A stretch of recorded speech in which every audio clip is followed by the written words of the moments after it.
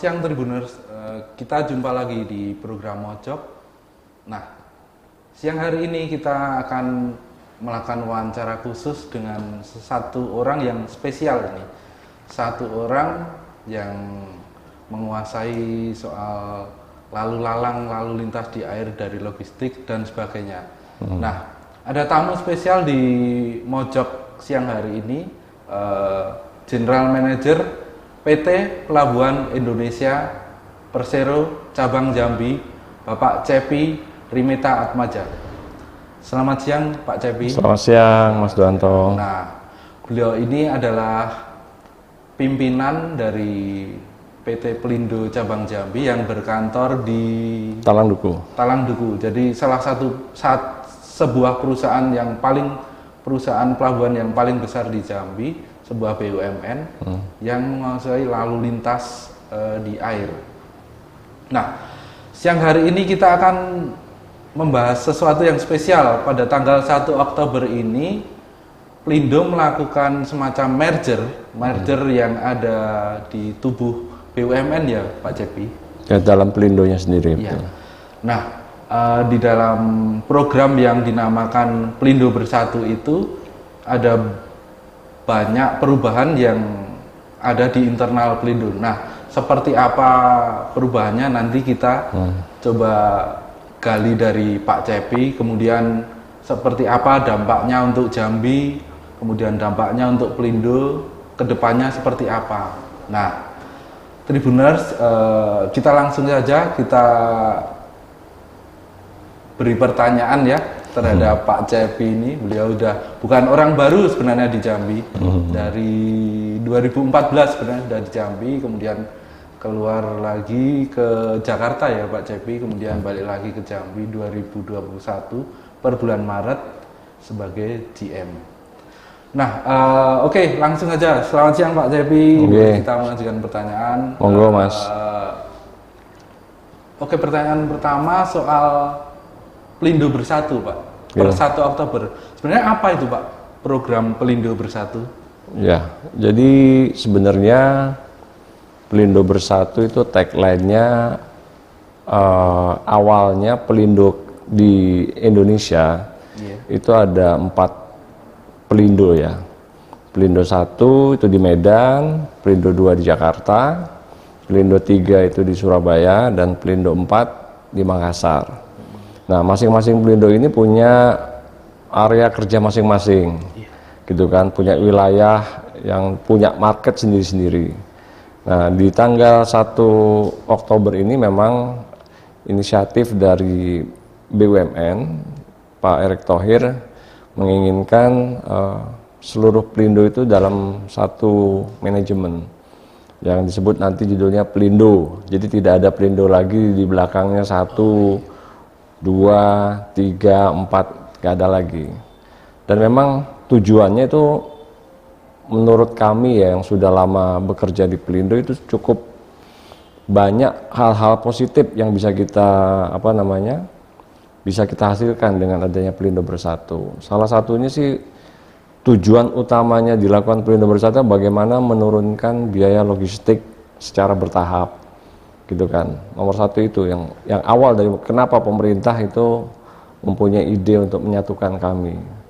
Nah, jadi di situ dengan kami bersatu, tentunya kita juga mempunyai nantinya sumber daya yang luar biasa besar, dan harapannya kita bisa bersaing dengan pelabuhan-pelabuhan yang ada di luar negeri. Gitu. Jadi sekarang ini dengan kami menyatukan kekuatan kami dari Sabang sampai Merauke aja. Pelabuhan peti kemas kami kalau di total Pak, seluruh trafficnya, productivity-nya itu sudah menjadi pelabuhan peti kemas terbesar nomor 8 sedunia. Sedunia ya? Sedunia. Yang awalnya kita masing-masing gitu ya. Jadi kita dengan adanya event merger ini kita menyatukan seluruh kekuatan kami kan. Baik kami mempunyai potensi marketnya, baik kami mempunyai potensi SDM-nya, kami mempunyai potensi untuk resource peralatan dan lain sebagainya. Bahkan kita join marketing situ nantinya. Gitu. Jadi ke depan ini dengan merger harapannya akan terbuka semua yang namanya peta-peta logistik atau connectivity mulai dari Sabang Merauke itu semua jadi terbuka dan ada informasi yang bisa kita sharing dengan seluruh pengguna jasa yang ada di pelabuhan. Kalau selama ini Pak Cepi, selama ini masih disebut Pelabuhan Pelindo 1, kemudian Pelindo 2. Artinya ke depan mau per saat hari ini ya Pak Cepi, per 1 Oktober Tribuners namanya tidak ada Pelindo 1, 2, itu tidak ada. Ini hanya disebut PT Pelindo saja. Dan di bawahnya ada banyak anak perusahaan ya Pak Cepi. Betul, betul. Dan itu kalau di Jambi juga di bawahnya Pak Cepi. Ya, ada. Betul. Jadi kalau mengenai anak perusahaan sebenarnya sudah ada cukup lama ya. Sudah sebelum kita rencana merger di tahun ini, anak-anak perusahaan tuh tiap-tiap Pelindo itu sudah memiliki anak-anak perusahaan. Jadi kayak Pelindo 1 di Medan itu atau 2, 3 dan 4 tuh masing-masing kami mempunyai anak perusahaan. Nah, tujuan daripada anak perusahaan ini adalah supaya kami memiliki spesialisasi untuk setiap bidang pekerjaan kami gitu. Kalau dulu waktu saya awal-awal kesini yang namanya cabang itu misalkan cabang Pelabuhan Jambi itu menangani semua kegiatan peti kemas, curah cair, curah kering, kemudian general kargo, kita masih ditangani oleh Pelindonya. Nah, dengan adanya anak-anak perusahaan beberapa tahun yang lalu itu kita sudah mempunyai spesialisasi. Jadi kayak misalkan seperti kegiatan peti kemas, kita udah ada anak perusahaan namanya IPC TPK. Untuk ya kegiatan curah cair, curah kering, general kargo itu ada namanya anak perusahaan PT PTP. Dan bahkan ada juga anak perusahaan kita yang spesialisasi memang untuk menangani logistik. Gitu. Jadi memang peran anak perusahaan ini sangat dominan sekali akhir-akhir ini gitu. Nah, kedepannya ini dengan tema yang sekarang kita Pelindo bersatu tadi, otomatis nanti kedepannya ya pastinya ada menyatukan lah beberapa anak perusahaan yang sejenis kan, yang tadinya ada di masing-masing Pelindo disatukan, kemungkinan nanti ada satu entitas induk yang ke depan siapa yang akan dipilih kita tunggulah nanti tanggal mainnya aja. Artinya ini bakal semakin besar Tribuners. Iya betul. Salah. Menarik. Dengan adanya merger, tentu peta tiap daerah juga terbaca ya Pak Cepi. Nah, kalau dari sudut pandang Jambi sendiri Pak Cepi, sebenarnya kondisi Jambi selama ini kondisinya seperti apa sih untuk keluar masuk komoditas di Jambi ini? Kalau kami dengar banyak sih dari komoditas Jambi yang sebenarnya keluar masuknya ternyata lewat provinsi lain. Luar provinsi Jambi, dan itu sebenarnya merupakan kerugian untuk Jambi ya Pak. Kalau ini. Ya kalau saya mungkin menyebutnya bukan kerugian ya, itu sebenarnya ada opportunity. Ada peluang kesempatan untuk lebih menaikkan lagi tingkat perekonomian masyarakat, karena tumbuhnya satu ekonomi di satu daerah itu salah satu pemicunya adalah semakin ramainya kegiatan di pelabuhan gitu. Jadi ke depan ini yang kami lihat memang selama ini di Jambi itu kita lihat hampir mungkin di bawah 20% saja komoditi Jambi yang melalui pelabuhan Jambi. 20% ya? Iya, di bawah 20% mungkin, di bawah 20%. Nah, selebihnya banyak yang menggunakan pelabuhan-pelabuhan yang ada di provinsi lain.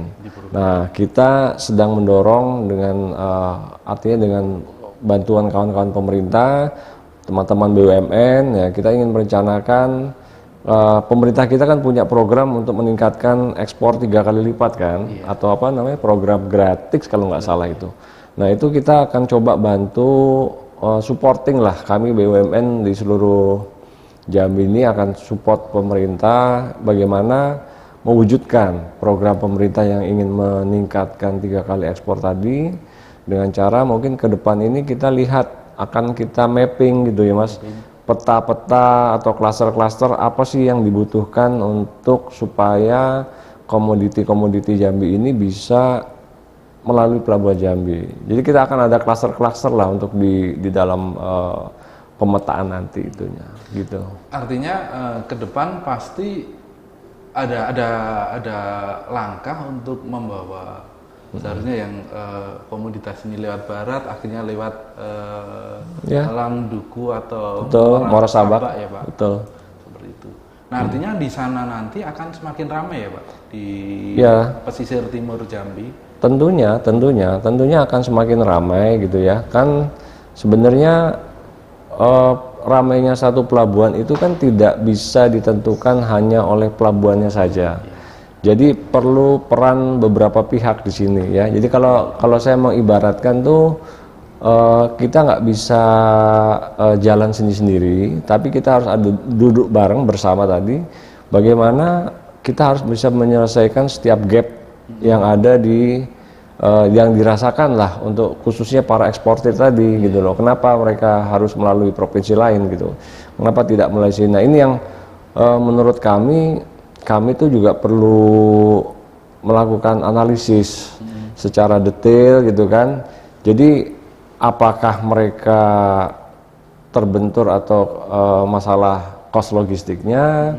Ataukah mereka terbentur karena mungkin kekurangan informasi yang berarti kan dibutuhkan solusi digital gitu kan untuk informasi tadi, atau mungkin juga di antara mereka sendiri